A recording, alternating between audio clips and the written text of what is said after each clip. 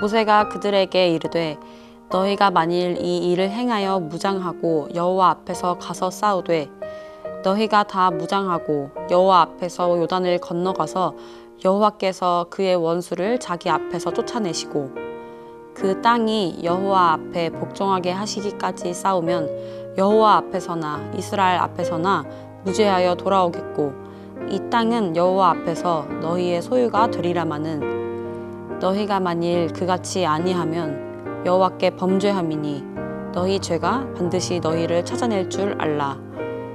너희는 어린 아이들을 위하여 성읍을 건축하고 양을 위하여 우리를 지으라. 그리하고 너희의 입이 말한 대로 행하라. 샬롬, 사랑하는 성도님들, 우리 하나님 아버지의 은혜와 사랑을 풍성히 누리는 주일 되시길 축복합니다.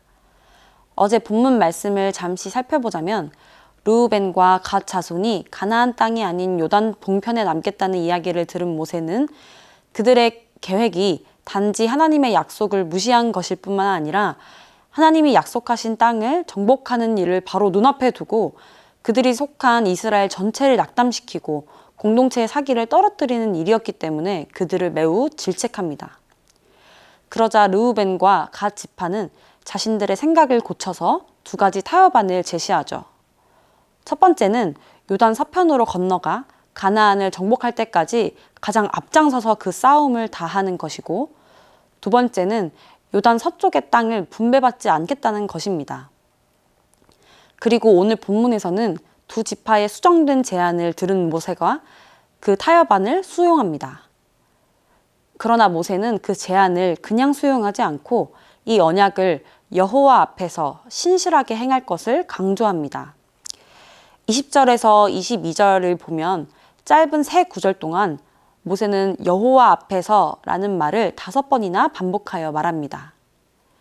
이 말은 모세는 그들이 무장하고 전쟁하고 정복하고 소유하는 모든 것들이 여호와 앞에서 이루어진다고 굳게 믿는다는 것, 즉 모든 과정이 하나님이 다스리시고 주관하시는 영역임을 전적으로 인정했다는 것입니다. 그러면서도 21절에 여호와께서 그의 원수를 자기 앞에서 쫓아내시고 라고 이야기하며 그 일을 행하는 주체가 바로 하나님이심을 인정합니다. 모세에게 있어서 여호와 앞에서의 삶은 팔짱 끼고 지켜보시는 하나님 앞에서 홀로 그 명령을 행해야 하는 삶이 아닌 여호와께서 함께 그 명령하신 것을 전적으로 책임지시고 이루시는 삶이었습니다. 우리가 종종 쓰는 말 중에 코람데오라는 말이 있죠. 하나님 앞에서 라는 뜻입니다. 성도님들은 하나님 앞에서 라는 말을 들으면 어떤 이미지가 떠오르시나요? 회사 면접을 볼 때 면접관들 앞에서 잔뜩 긴장한 채로 서 있는 모습이 떠오르십니까?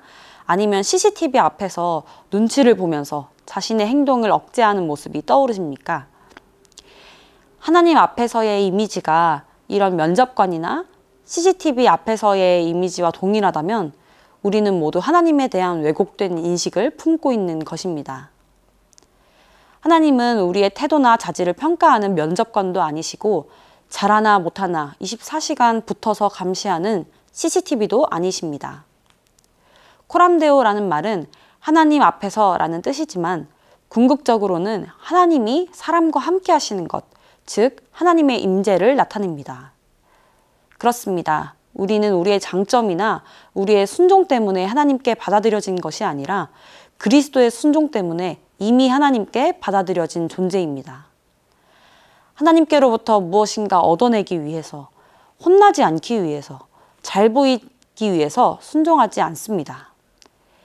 하나님의 사랑이 우리를 이미 받아들이셨기에 우리는 순종하기 전에도, 순종하는 중에도, 순종한 이후에도 우리는 하나님과 함께 살아갑니다.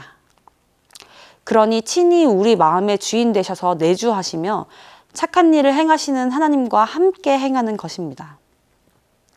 여호와 앞에서의 삶은 혼자가 아닌 하나님과 함께 연합하고 하나 되어 살아가는 기쁘고 즐거운 삶인 것입니다. 오늘날 하나님께서 각자에게 요구하시는 순종의 영역들이 있습니다. 하나님 앞에서 마음의 올바른 동기로 행해야 하는 것은 물론 그 순종은 절대 우리 혼자서만 해나가야 하는 외롭고 고된 것이 아니라는 것을 기억해야 합니다. 내가 주체가 되지 않고 하나님이 주체가 되어 함께 그 일을 행하시고 도우실 줄 믿습니다. 하나님 앞에서의 삶이 부담스럽고 짐이 되는 것이 아니라 하나님과 함께 행하는 진정한 기쁨과 즐거움으로 가득 찬 삶이 되시길 예수님의 이름으로 축복합니다. 두 지파는 그렇게 모세의 여호와 앞에서의 삶을 자신들도 살겠노라 맹세하며 여호와 앞에서 가장 앞장서서 가나안 땅을 정복할 것을 약속합니다. 그리고 그들은 그 약속을 지킴으로 요단 동편의 땅을 받게 됩니다. 그 땅은 하나님께서 약속하신 땅이 아님에도 하나님께서는 그 땅을 그 두 지파에게 허락하십니다. 그들은 아모리와 바산의 땅을 차지하고 성읍을 건축하고 가축을 위하여 우리를 지음으로 새로운 성읍을 만듭니다. 그리고 그 성읍의 이름을 바꿉니다. 그 본래 성읍의 이름에는 가나안 족속이 섬기던 우상의 이름이 내포되어 있었기 때문입니다.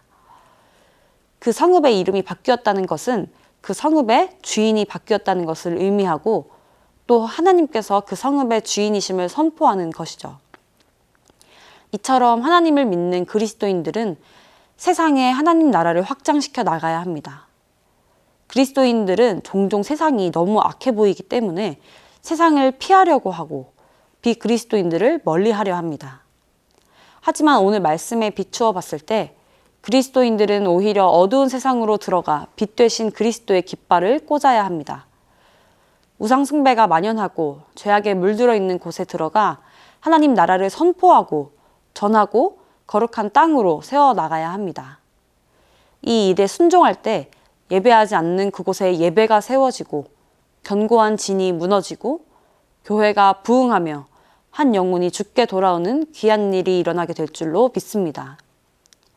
사랑하는 성도 여러분, 하나님께서는 우리에게 하나님의 일을 홀로 하도록 떠맡기신 채 내버려 두지 않으셨습니다. 영원히 함께 하신다고 약속하셨습니다. 바로 성령님을 통해서 그 약속을 이루셨습니다. 그 성령님께서 우리 안에 내주하시고 역사하시며 하나님 앞에서 살아갈 힘과 순종할 힘 모두 주신 줄 믿습니다.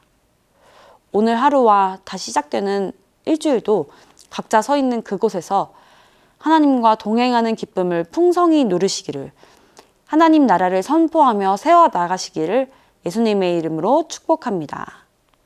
기도하시겠습니다. 살아계신 하나님, 아직 죄인 되었을 때 우리를 용납해 주신 은혜에 감사합니다. 그 은혜를 기억하며 하나님 앞에서 신실하고 진실하게 살아가는 삶 되기를 원합니다. 그렇게 하나님과 살아가는 삶을 통하여 이 세상에 거룩한 하나님의 나라가 더욱 확장되어질 수 있도록 우리를 사용하여 주시옵소서. 예수님의 이름으로 기도드립니다. 아멘.